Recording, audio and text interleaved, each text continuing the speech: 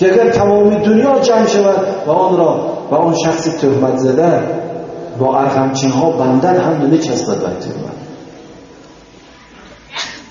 خدا یک بنده مسلمانه که ایمان داشت، مسلمان بود بیچاره، همون وقت با پیغمبر در چندین جهاد غزاها اشتراک کرده بود، و خاطری که همین یک تهمت کرد اینقدر آیت را نازل کرد و اینقدر بنده هاش نصیحت کرد.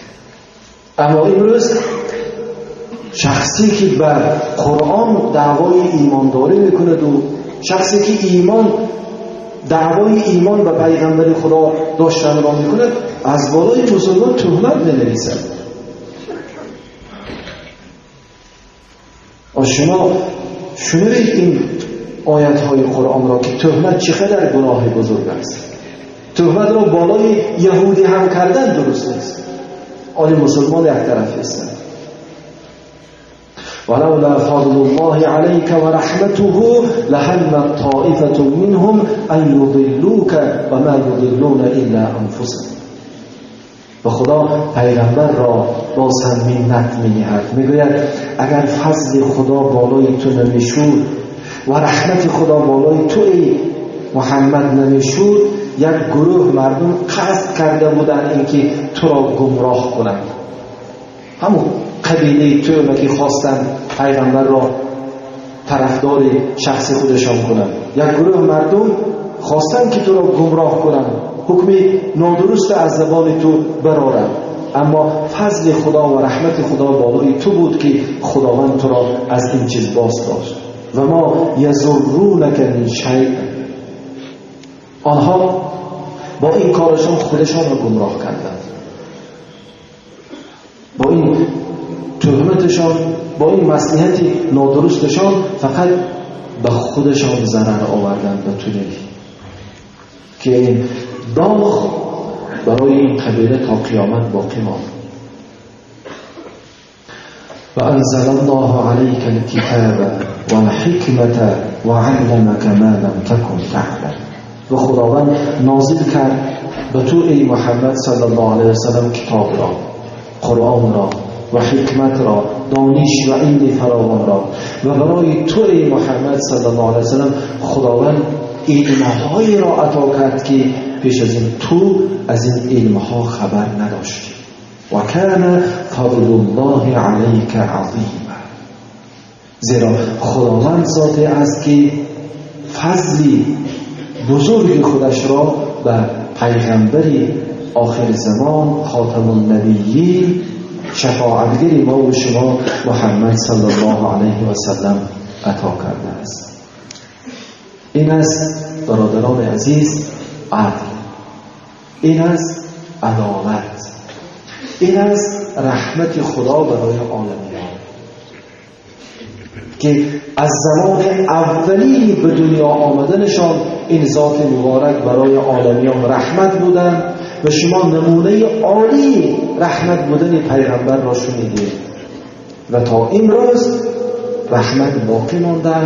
هر کسی که ایمان می آورد پیرو می شود از این رحمت فیض گرفته می‌گیرد. و پیغمبر را خدای تعالی رحمت للعالمین گفت، یعنی برای تمام عالمیان رحمت گفت، یعنی برای مسلمان هم رحمت، برای کافر هم رحمت. مسلمان ایمان آورده است و به گفت و به روش پیغمبر زندگی می کند، فیض می گیرد. اگر هر کافر هم وقتی ایمان می بیارد از این رحمت خدا فیض می گیرد. و نه تنها برای انسان ها و جن ها، بلکه پیغمبر خدا رحمت للعالمین که باشد برای تمام عالم، یعنی برای حیوان ها هم پیغمبر صلی الله علیه وسلم رحمت هستند.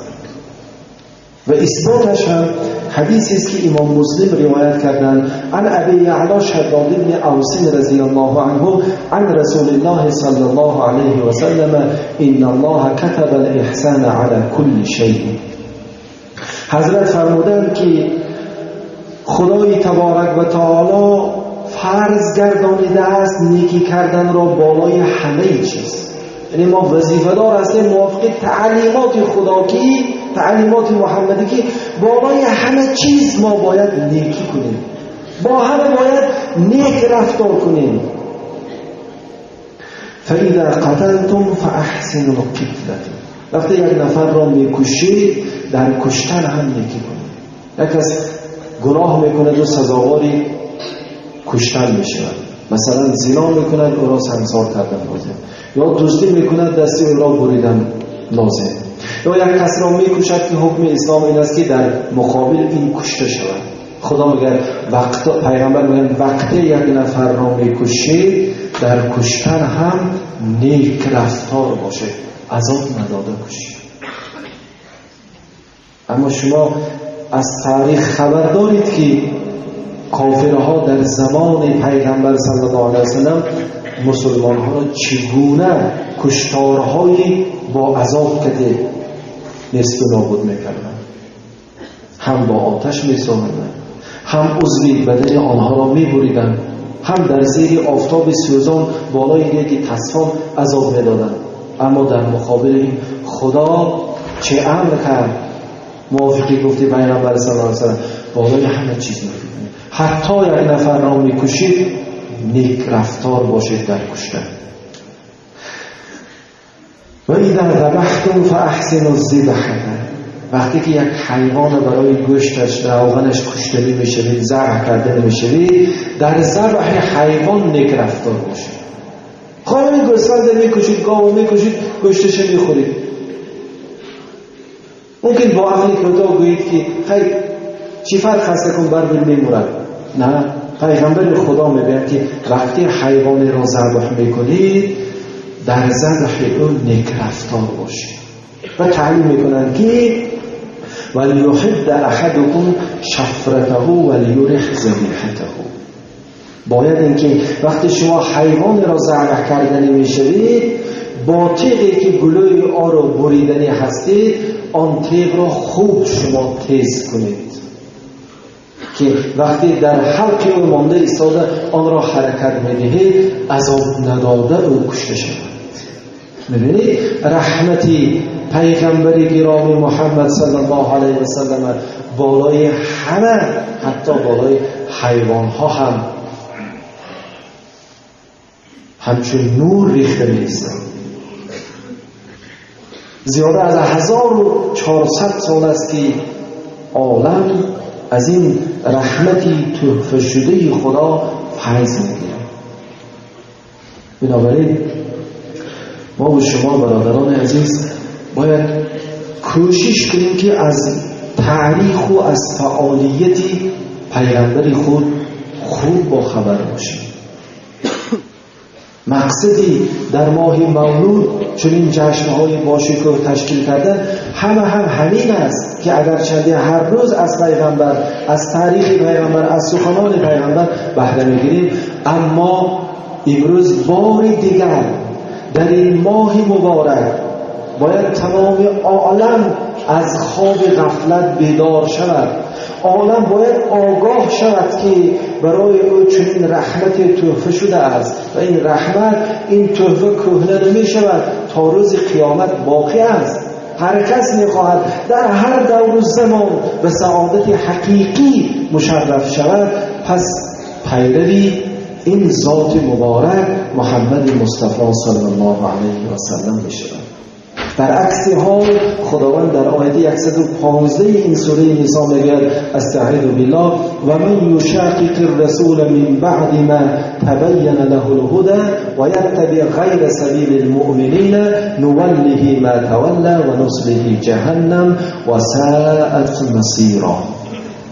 یعنی هر کسی که نافرمانی کند رسول خدا محمد صلی الله علیه و سلم را بعد از آن که برای او حق بودن و حقیقت بودن و هدایت بودن این پیغمبر آشکار شود، به فکرم از این دیده حجت مستحکمتر، از این دیده دلیل روشنتر نباشد در حقانیت اسلام و قرآن و پیغمبری و محمد صلی الله علیه و سلم که در عدل و عدالت اینقدر نازک رفتار کرده است. امروز برای تمام عالم آشکار شده است حقانیت اسلام و قرآن و پیغمبرش محمد صلی الله علیه وسلم. اما در این ماه مبارک باز هم عالم آگاه شود از عاقبت بدی خودش که اگر هر کسی بعد از تصدیق شدن این حقیقت ها باز هم از این پیغمبر گرامی پیروی نمی کند، باز هم ایمان به خدای یکم و یگانه و این پیغمبر برحقش محمد صلی الله علیه وسلم نمی آرد، باز هم در زندگی پیروی سنت های این پیغمبر صلی الله علیه وسلم نمی شود، بلکه راهی غیر این پیغمبر را می گیرد. اسلام عزیز مانده ایستاده از پشت نصرانیت می دود، قرآن عزیز مانده ایستاده از پشت اوستا می دود، محمدی که آفتابی تابان است صلی الله علیه وسلم مانده ایستاده کدام زردشت از پیش دویده می گردد، کدام کلیشه جستجو می کند، میله خودش را هم گیج می کند، با مقاله های خودش در گزیته ها میله خلق را هم گیج می کند. خدا چی میگه؟ نوله من توله، راه انتخاب کردش و انتخاب کردش همون معقول کرده است. اسلام مانده نصرانی گرفته است، اسلام مانده زردشت قبیده است، محمد مانده زردشت پیرو شده است، قرآن مانده اوستای پیروی کردن میخواهد. هر کسی که میخواهد و آن محبت دارد خدا میگه نوله من توله، ما میگذاریم با همون عقیدش گرد همون اوستاش بغلش بد رود پیروی همون زردشت شود، رود پیروی همون دینهای باطل دیگری که امروز برآمده است پیرو شدن گرد نوله من توله، بگذار زندگی کرم گرد، زردشتی شود، نصرانی شود، بهایی شود، هر چی شود شود، لیکن فراموش نکند بگوید خدا و نصلیه جهنم، ما او را به آتش جهنم میکشیم روز قیامت و ساءت مصیرا، و چی جای بازگشتی بدی از جهنم. وقتی خدا میگه چی بد است جهنم، هر کس باید اندیشه کند که پیروی قرآن، پیروی اسلام، پیروی محمد مصطفی صلی الله علیه و سلم نشوده استاده به کجا رفته می‌افته. اگر از جهنم خدا آن را به ما و شما آگاه کرده است نمی‌ترسد، خودش می‌داند. اما برای ما و شما برادران عزیز که در دل ایمان به خدا و ایمان به پیغمبر خدا محمد صلی الله علیه و سلم داریم، ضرور است که هرچی بیشتر در اطراف دین خود ما متحد شیم.